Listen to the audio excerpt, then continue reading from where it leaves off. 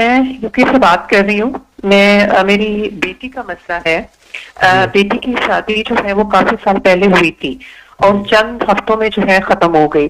اس کے بعد سے اس کی طبیعت ٹھیک نہیں رہتی تھی تو ہم نے 2014 میں اس کا. بیٹی کا نام بتائیے. بیٹی کی والدہ آپ فرحہ عالیہ. آپ کا نام فرحہ ہے یا فرحت؟ جی جی جی. آپ کا نام فرحہ ہے یا 2014 میں اس کا حجامہ کروایا. اچھا جی.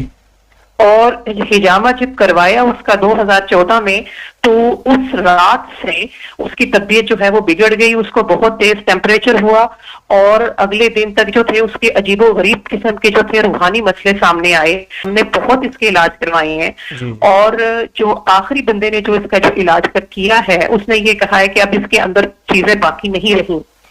لیکن ابھی بھی اس کے سر کے پچھلے حصے پر بہت پریشر پڑتا ہے اور رات کو اس کو جھٹکے لگتے ہیں اور کئی دفعہ بات کرتے کرتے جو ہے اس کی زبان لوٹ کھڑا جاتی ہے اور عجیب اول فول مطلب بولنا شروع کر دیتی ہے. اور ابھی بھی اس کی طبیعت سنبھلی نہیں ہے. اور کچھ لوگوں نے یہ بھی کہا ہے کہ آپ اس کا نام بدل دیں, اس کا نام جو ہے نمرا یا اقصا یا کچھ اور رکھ دیں. تو اور ظاہر ہے کہ میں اس کا جو رشتہ ہے اس حالت میں تو حکیم صاحب نہیں کر سکتی کہ اب میں کیا کروں. میں بہت پریشان ہوں. جی جی جی پلیز. اب میں بولوں. جی جی. بیٹی آپ کے یوکے میں ہے؟ جی. آپ یہ بتائیے کہ میں 30 سال سے زیادہ عرصہ ہو گیا لوگوں سے رابطے میں ہوں, بیرون ملک کے لوگوں سے. وہاں کتنے فیصد شادیاں کامیاب ہوتی ہیں اور کتنے فیصد ٹوٹ جاتی ہیں؟ کافی زیادہ ختم ہو جاتی ہیں. بیٹی بھی کریں. اگر بیٹی نہیں کرتی تو آپ لازم کریں جس کے ہر کاف پر 9 بار یا کریم پڑھنا ہوتا ہے. ایک تو وہ بہت زیادہ توجہ سے کریں. آپ اگر سورۃ والضحیٰ کریں اور چاہتے ہیں کہ بیٹیوں کے نصیب مقدر اچھے ہوں, ان کو عزت شان و شوکت ملے, ان کو رحمت برکت ملے, تو آپ میرا مشورہ ہے کہ سورۃ والضحیٰ ہر نماز کے بعد صبح شام اس کو مسلسل کریں. ایک بات. دوسری چیز یہ ہے واللہ اشد باسن و اشد تنکیلا, واللہ اشد باسن و اشد تنکیلا.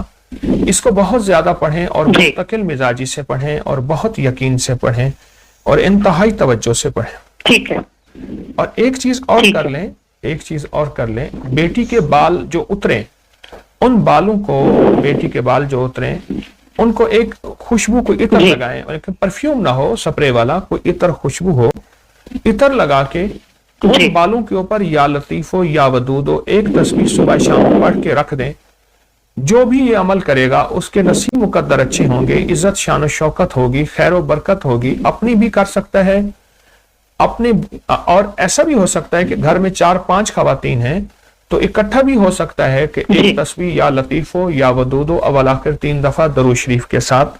یہ اگر زندگی کا معمول بنا لیں, چاہے ان بالوں کو بعد میں دفن کر دیں, لیکن اگر زندگی کا معمول بنا لیں تو آپ کو بہت فائدہ ہوگا.